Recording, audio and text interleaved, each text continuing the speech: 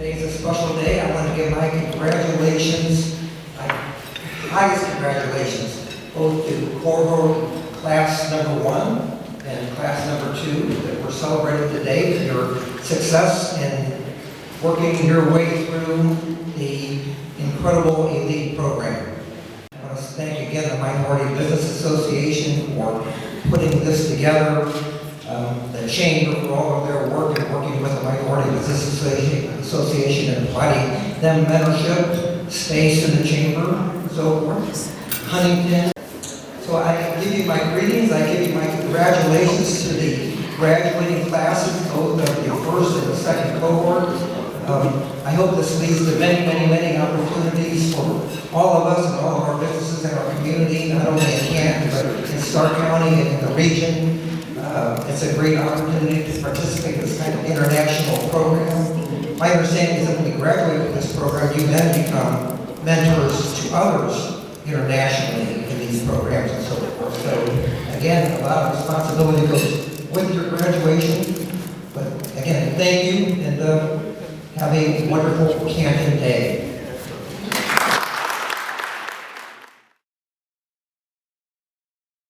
Again, my name is I'm the CEO of the Stark County Minority Business Association.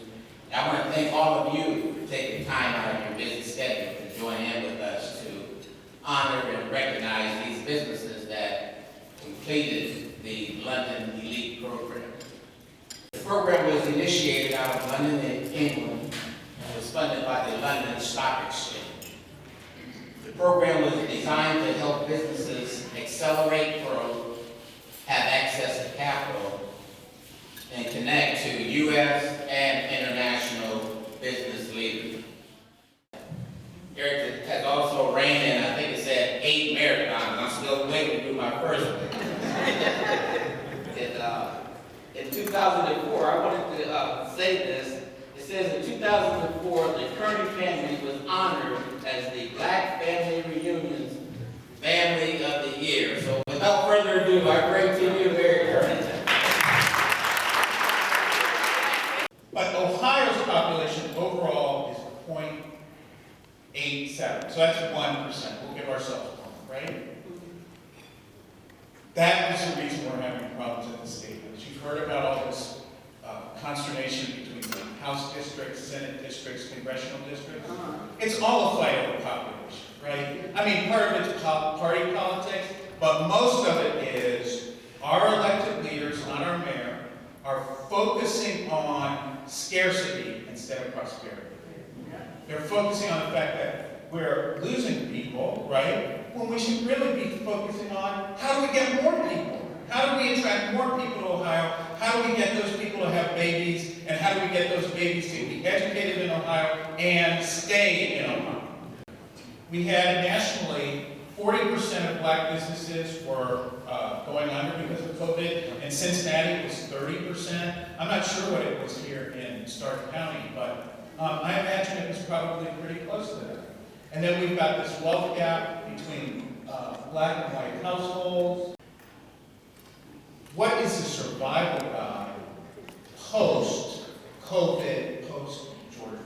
So survival, right? Talk about that. And then now the big thing is sharing ideas and experiences. One example of that is the great work that the Business Association is doing with the regional chamber. That's wonderful. People are pivoting from old ideas to new.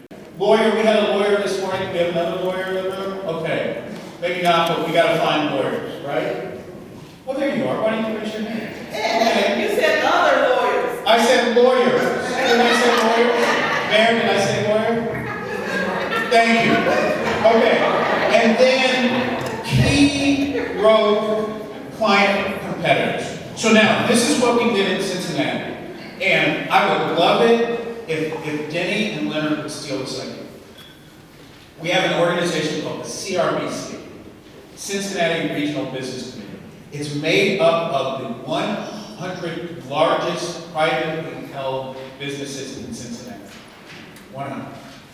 You know about the African American Chamber of Commerce, which I said, let's get 25 of my members And you're not going to talk about business. You're going to talk about your spouse, you're going to talk about your kids, you're going to talk about what you like to do on Saturdays, on Sundays, you're going to talk about what your hobbies are.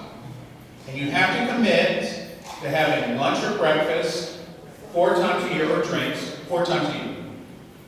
So that program started a year ago, with less than a year ago. Already we've had 5 people go on family vacations together. This is true story. We've had, out of our 25, we've had 22 that have met more than twice. More than twice. So it's been a huge success. And what it has done is, it has opened up a whole new network for my members. And it wasn't that you were doing business with your partner, the person that you were partnered with that man or woman. It was that network that they had was now open to you. And vice versa, right? It's not a one-way street, it's a two-way street. We did a study about data. I'm getting to the data point. We did a study in Cincinnati. We were the first ones in the country to do it. And you know, I got sick of going in to seeing CEOs of companies and saying, hey, you know, support Black business, we're really great, we're doing all this other stuff. And they would say, well, what are your numbers, right? So I said, you know what? I'm full of a little bit of BS and I gotta clean that up. So what we did was we hired the University of Cincinnati Center for Economics. They do these studies all over the world. And we said, what is the economic impact of Black businesses in Greater Cincinnati? And they came back with a number of $1.44 billion.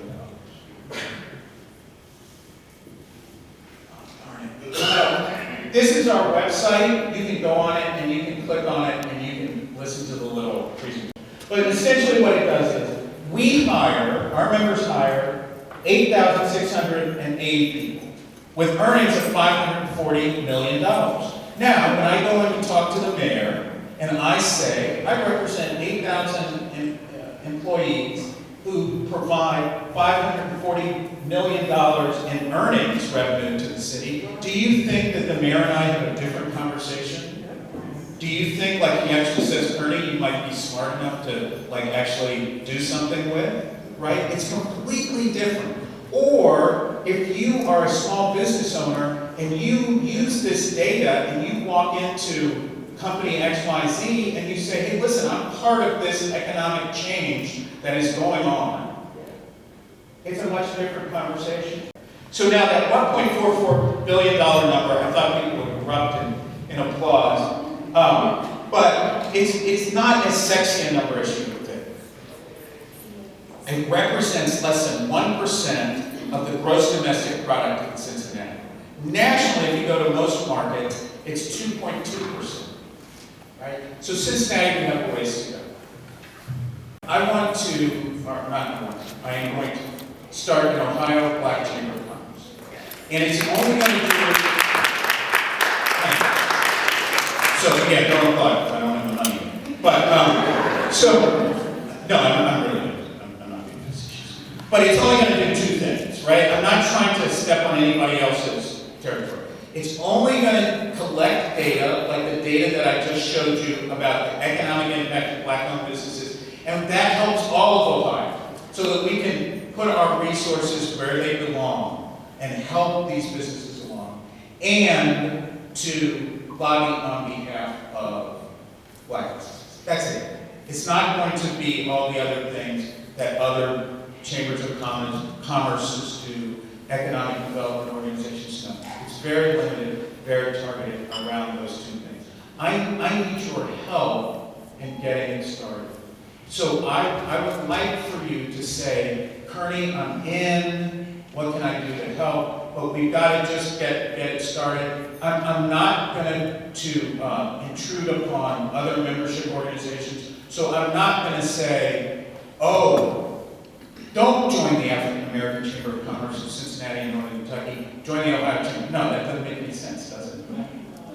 Or don't join Stark County Minority Business Association, right? No, that's not it. That's not the point. The point is an avenue to collect data and to encourage the distribution of that data so that our businesses in the state can prosper. Thank you all very much, Godspeed.